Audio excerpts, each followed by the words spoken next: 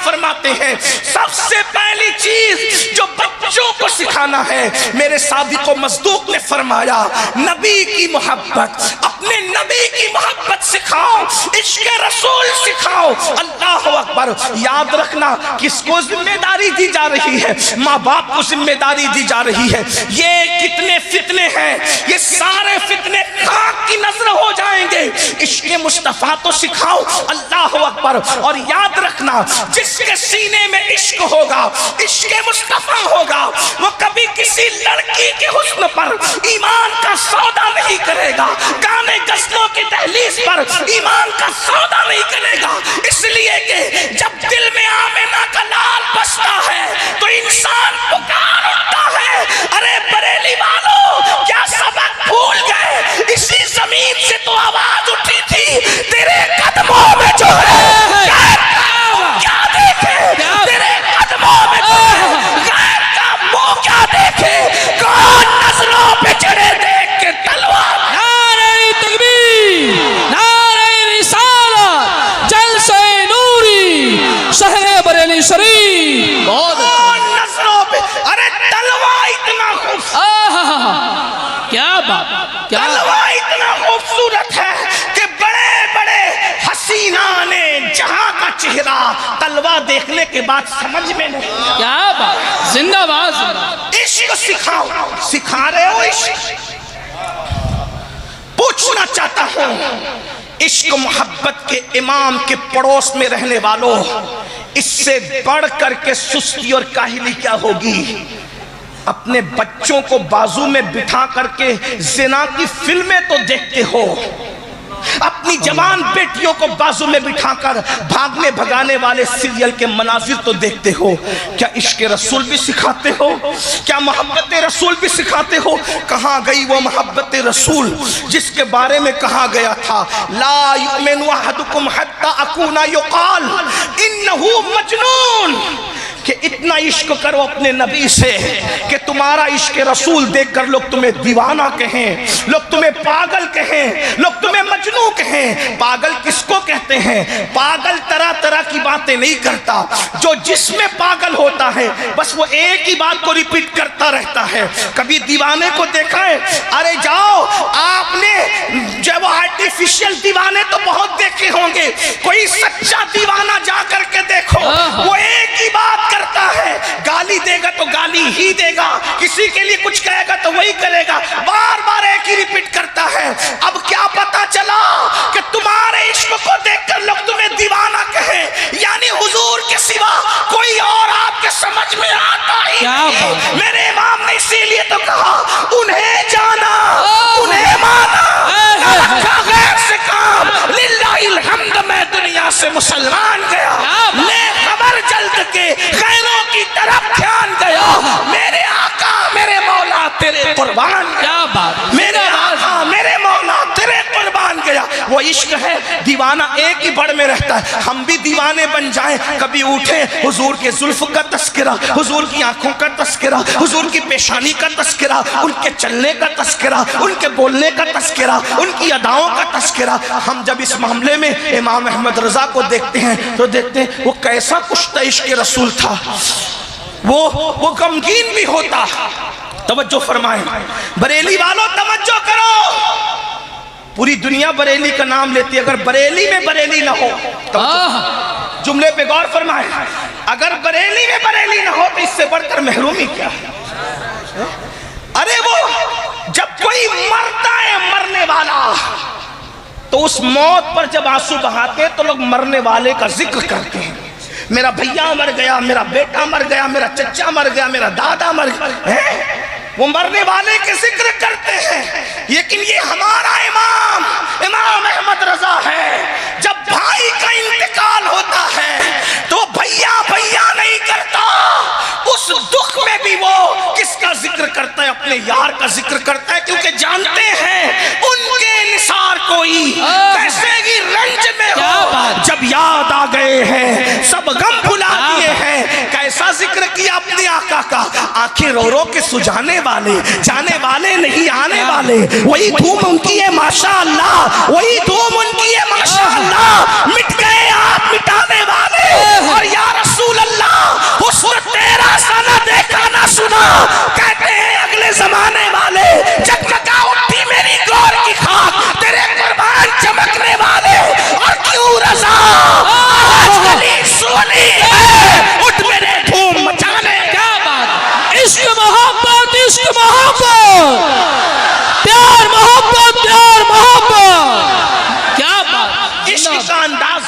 होना चाहिए। खुशी में हो, देखो जब खुशी में हो तो इंसान आह कहता है, और जब इंसान गम में हो तो आह कहता है, और खुशी में हो तो वाह कहता है। वो कैसा आशिक था, गम में आह भी कहता तो नबी के नाम पे कहता, खुशी में वाह भी कहता तो नबी के नाम पे कहता। न किसी के लिए आह करता है, न किसी के लिए वाह करता है, उसकी आहें भी नबी के लिए थी, उसकी वाह भी नबी के लिए थी। जब आह करता है तो यूं कहता है अल्लाह अकबर, किस शान से आ करता है, वल्लाह वो सुन लेंगे, फरियाद को पहुंचेंगे। इतना तो हो कोई कि आह करे दिल से, इतना तो हो कोई कि आह करे दिल से। और जब खुशियों में वाह कहता है तो किसी की वाह वाह नहीं करता, वो अपने मालिक की, मौला की वाह वाह करता है। क्या ही ज़ौक़ अफ़ज़ा शफ़ाअत है तुम्हारी, वाह वाह, क्या ही ज़ौक़ अफ़ज़ा शफ़ाअत है तुम्हारी, वाह वाह। कर्ज लेती है गुनाह परहेज़गारी, वाह वाह। सदक़े इस इनाम के, कुर्बान इस इनाम के, हो रही है दोनों आलम में तुम्हारी, वाह वाह। और फिर बड़े मजे में कहते हैं, एक तरफ रोज़े का नूर, एक समत मिंबर की बहार, बीच में जन्नत की प्यारी प्यारी क्यारी, वाह वाह। कहते पारे दिल भी ना निकला, दिल से तोहफे में रजा, उन सगाने को से इतनी जान प्यारी, वाह वाह। इश्क करो इस शान से, मुनाफिकत न करो, इश्क करो, मुनाफिकत न करो, इश्क करो।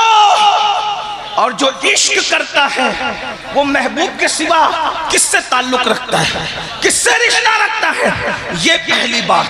दूसरी बात, जब माँ बाप आशिक होंगे औलाद खुद ब खुद आशिक होगी, बेशक। इसलिए कि जब माँ के सीने से इश्क रसूल सीने भरे से जब बच्चा दूध पिएगा तो माँ अपने बच्चे के मुंह में सिर्फ दूध मुंतकिल नहीं करती बल्कि सीने के जज्बात भी मुंतकिल करती है। तो पहली चीज अपने बच्चों को इश्क रसूल सिखा। दूसरी चीज फरमाया मेरी अहले बैत की मोहब्बत सिखाओ। अब जब यहां लोग आते हैं तो कुछ ढीले पड़ते हैं, इश्क रसूल तो ठीक है, लेकिन अहले बैत की मोहब्बत सिखाएंगे तो लोग राज़ी ना हो जाएंगे। मैंने कहा अकल से काम लो। अहले बैत की मोहब्बत ने ना कभी किसी को राज़ी बनाया है, ना कभी राज़ी बना सकती है। क्या हमेशा जब भी राज़ियत पनपती है तो सहाबा की दुश्मनी पर पनपती है। वरना मैं आपके सामने ये बात रखूं, सबसे पहले जिसने किसी को राज़ी कहा है वो इमाम ज़ैद है। और किसको कहा है राज़ी? मोहब्बत अहले बैत पर कभी किसी को राज़ी, इसलिए कि जो अहले बैत का मुहिब होगा वो राज़ी हो ही नहीं सकता। सहाबा का दुश्मन राज़ी है। जब हजरत ज़ैद शहीद को कूफा वालों ने कहा जंग में हम तुम्हारा साथ देंगे, आप अबू बकर उमर पर तबर्रा करें, नफरत करें, उनको छोड़ दें, तो मेरे इमाम ज़ैद शहीद ने फरमाया चले जाओ तुम सब राज़ी हो गए। क्या मतलब अहले बैत की मोहब्बत ने राज़ी नहीं बनाया, सिद्दीक और फारूक की दुश्मनी ने राज़ी बनाया। अब अगर हम कौम को राज़ियत से बचाना चाहते हैं तो अहले बैत की मोहब्बत पे पैरा ना बिठाओ, सहाबा की दुश्मनी पर पैरा बिठाओ। लोगों को कहो कि अहले बैत से मोहब्बत करो एहतराम सहाबा के साथ, इसलिए कि सहाबा ने जिस शान से अहले बैत से मोहब्बत की है क्या आज कोई किसी से कर ही नहीं सकता। अगर आप सुनना चाहते तो मैं आपके सामने कुछ बातें रखूं, और ये बात भी आपको बताऊं, सहाबा और अहलुल बैत में रिश्ते बड़े गहरे थे, बड़े मजबूत रिश्ते थे। अगर वक्त होता तो मैं अर्ज करता, लेकिन सिर्फ एक बात अर्ज करता हूं। सैयदना इमाम जाफर सादिक छठे इमाम अहलुल बैत के, वो कहते हैं जैसे मैं अपने दादा अली की शफाअत का उम्मीदवार हूं, वैसे मैं अपने नाना अबू बकर सिद्दीक की शफाअत का भी उम्मीदवार हूं। इमाम जाफर सादिक कह रहे हैं, और सिद्दीक अकबर को क्या कहते हैं? नाना। और बड़े बड़े मजे में कहा करते थे कि मौला अली से तो मैं एक ही बार पैदा हुआ हूं, लेकिन अबू बकर सिद्दीक वो है जिनसे मैं 2 मरतबा पैदा हुआ हूं। अब आप कहेंगे ये क्या हो गया, एक बार पैदा होना, 2 बार पैदा होना? तो वो इमाम जाफर सादिक के भाई इमाम आजम के भी इमाम है वो। इमाम आजम जिनकी शागिर्दी करते उनकी बात समझना इतना। मौला अली से एक बार पैदा होने का मतलब क्या? मौला अली के बेटे इमाम हुसैन के बेटे ज़ैनुल आबिदीन के बेटे इमाम बाकिर के बेटे इमाम जाफर सादिक एक बार पैदा हुए। सिद्दीक अकबर से 2 बार कैसे पैदा हुए? तो सुनो, सिद्दीक अकबर के बेटे मोहम्मद, समझ में आती बात? मोहम्मद के बेटे कासिम, समझ में आती है? सिद्दीक अकबर के बेटे मोहम्मद के बेटे कासिम, सिद्दीक अकबर के बेटे अब्दुर्रहमान की बेटी अस्मा का निकाह होता है कासिम के साथ, यानी कि सिद्दीक अकबर की पोती और सिद्दीक अकबर का पोता दोनों का निकाह होता है। इतनी बात समझ में आ गई? बात आगे बढ़ाऊं। कासिम इब्ने मोहम्मद इब्ने अबू बकर का निकाह किसके साथ होता है? अस्मा बिनते अब्दुर्रहमान इब्ने अबू बकर, उनके साथ निकाह होता है। ठीक है, इधर से भी ठीक। अब ये दोनों का, कासिम और अस्मा का निकाह होता है, उससे एक बेटी पैदा होती है, उसका नाम उम्मे फरवा रखा जाता है और उम्मे फरवा का निकाह इमाम बाकिर के साथ होता है और उससे जो बेटा पैदा होता है उसी शहजादे को दुनिया इमाम जाफर सादिक कहती है। क्या बात है, सुभान अल्लाह सुभान अल्लाह। तवज्जो है ना आपकी? तो अब सिद्दीक अकबर कहते हैं मैं तो अबू बकर से 2 बार पैदा हुआ। मतलब क्या? कि मैं हजरत उम्मे फरवा का बेटा हूँ, इमाम जाफर सादिक उम्मे फरवा का बेटा हूँ और उम्मे फरवा का बाप भी अबू बकर का बेटा है और उम्मे फरवा की माँ भी अबू बकर सिद्दीक की बेटी है।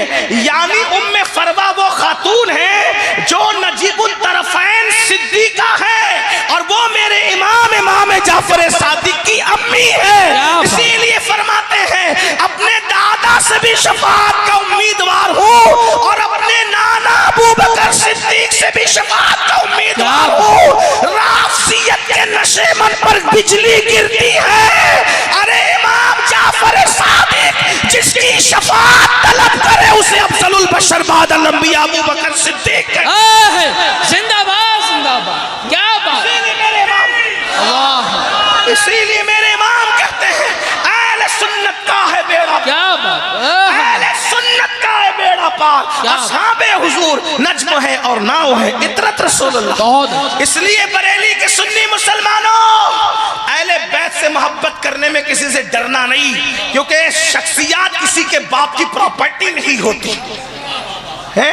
अहले बैत हमारे हैं, न काले दिल वालों के हैं न काले कपड़े वालों। अहले बैत तो हमारे हैं, अहले बैत तो हमारे हैं। बस इतना हो गया, जब से तुमने तस्करा करना छोड़ दिया, चोर दरवाजे से चोरों ने इनको अपनाने की कोशिश की, उनका तस्करा करो। गैर जरूरी लोगों के तस्करे लेके बैठते हो, मेरा अब्बा, मेरा दादा, मेरा ये, मेरा वो। अब्बा दादा को छोड़ो, इमाम आजम जिनके डंके बजाते थे उनके डंके बजाओ, इमाम शाफई जिनके डंके बजाते थे उनके डंके बजाओ, इमाम अहमद इब्न हंबल ने जिनके डंके बजाए उनके डंके बजाओ, इमाम मालिक ने जिनके डंके बजाए उनके डंके बजाओ। 90 लाख को कलमा पढ़ाने वाले मोइनुद्दीन ने जिसके लिए कहा शास्त्र हुसैन, शास्त्र हुसैन, दीन अस्त हुसैन, दीन बनास्त हुसैन, सरदार बदार दस्त दर दस्ते यजीद हक्का की बिनाए ला इलाहा अस्त हुसैन। इमाम अहमद रजा ने जिनके डंके बजाए उनके डंके बजाओ। मेरा इमाम यूं कहता है, अल्लाह अकबर कहते हैं, नूर बिनते नूर ज़ौजे नूर उम्मे नूर। क्या बात, क्या बात। रवाफिज की 300 साला किताबें एक तरफ रखो और इश्क मोहब्बत के इमाम के 2 मिसरे एक तरफ रखो। क्या बात, भारी ना पड़ जाए तो फिर कहना। क्या बात। इसलिए कि सुन्नी अहले बैत के नाम पे सियासत नहीं करता, हम तो इसको इबादत समझ। असलम मियां साहब, जब मैं ये मिसरों पे आता हूँ तो मैं कहता हूँ सुन्नियों के बच्चे को आला हजरत के ये 2 मिसरे याद करा दिए कि किस शान से उन्होंने बयान किया सैयदा को। इकबाल जैसा मुफक्किर 3 निस्बतें बयान करता है, 6 मिसरे लेता है, और मेरा इमाम इश्क मोहब्बत का इमाम वो है बरेली वालों जिसने एक ही मिसरे में सैयदा की सारी निस्बत बयान कर। क्या बात।